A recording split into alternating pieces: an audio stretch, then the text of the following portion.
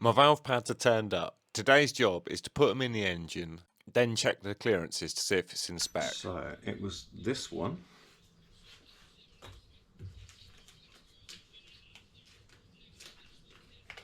I'll stick it in there.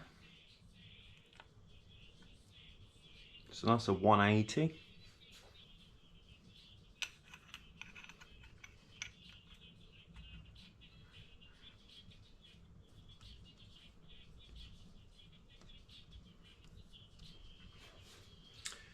Okay, and number 4. So the tool I'm using to get the buckets off is just a socket extension with some magnets magneted on the end and then just taped up so the magnets definitely don't fall off. A bit on here.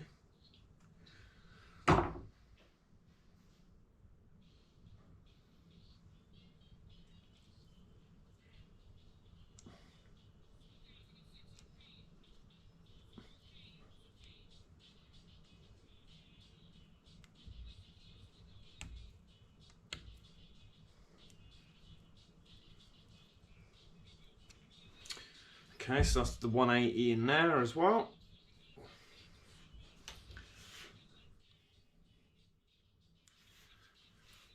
Let's give that a re-grease, a re-oil.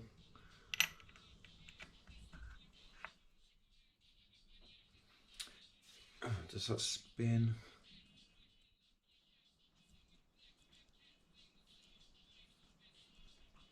It says in the manual to check that you can spin them by hand.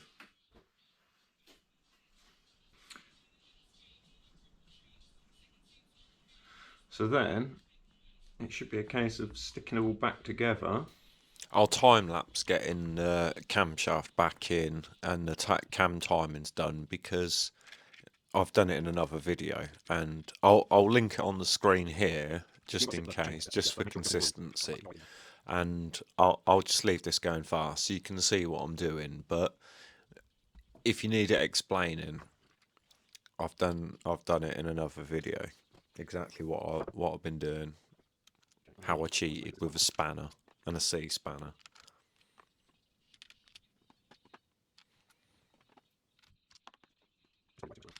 This time I didn't chuck all the oil down the spark plug holes, you see, so I have learned.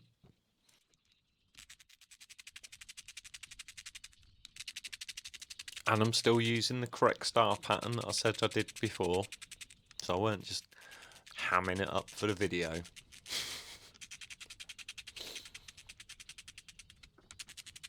Torque tightening patterns are really important. Like, if you know what they are, always use them.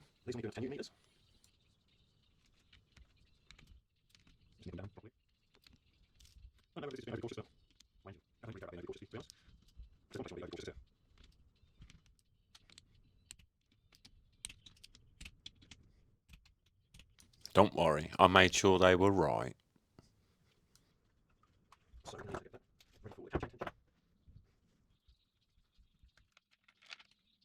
If you remember on the last video, the second exhaust cam was off as well.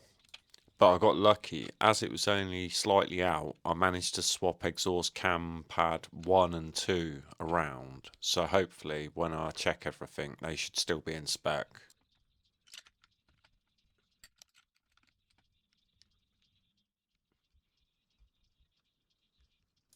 You'll notice that I've got the skill of holding 2 spanners with one hand and doing the Allen key bolts up with my left hand down to a T now.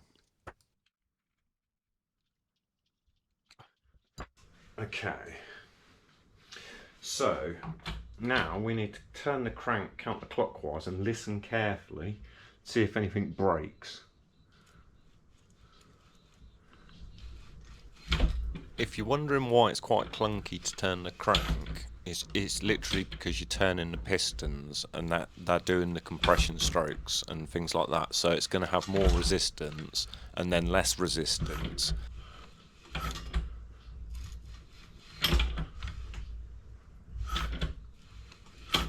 Okay, we need to get back to top dead center on cylinder 1.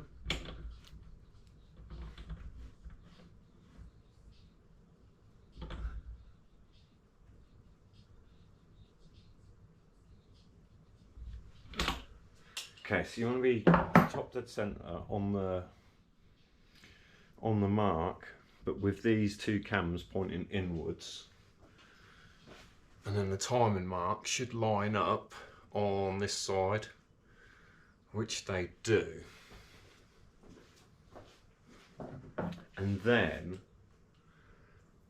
to check the valve clearances, I need to do it another 360 degrees and get the cylinder one's top dead centre on the compression stroke.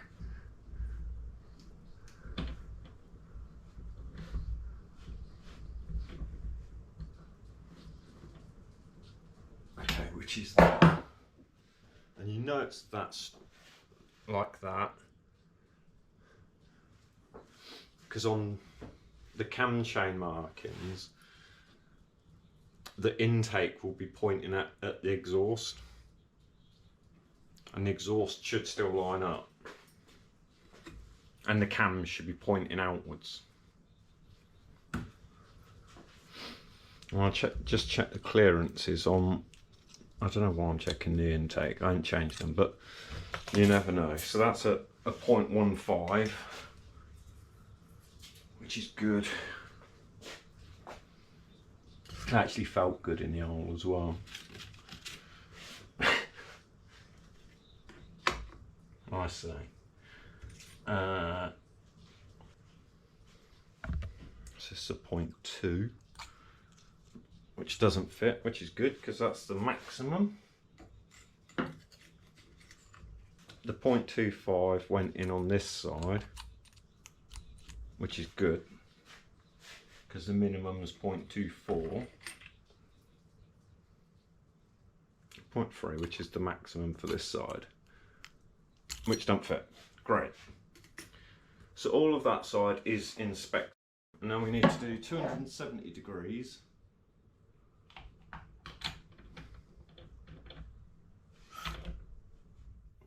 So it's 180, another 90, it's not quite 90.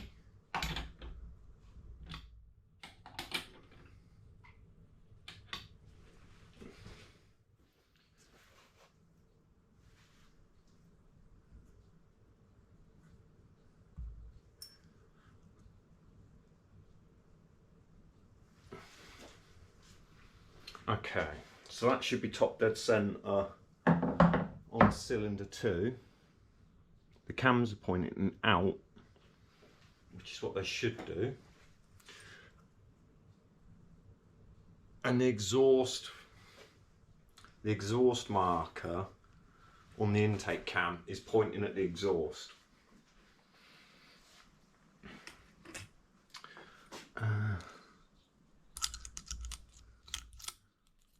Well, the 0.25 fits under the exhaust. So what does a 0.3 do? So I can't get 0.3 in there. I can't get a 0.3 in there.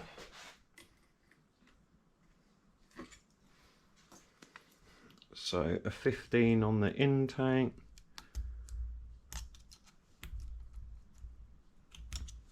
That doesn't fit. I can't remember what it actually measured at. Those exhausts are fine though now. They're in spec. Oh, so a 0.13 fits. And a 0.13 fits, which is alright because the minimum is 0.11. And that's the valve clearances done. It worked out alright in the end, as I only had to buy 2 valve pads. And I've already got the bits to finish the rest of the engine off. That's it for this one. In the next one I'll get the top of the engine on, get that all sealed up. Thanks for joining me. If you want a link to the entire engine rebuild playlist, I'll put it on the screen. I'll catch you in a bit.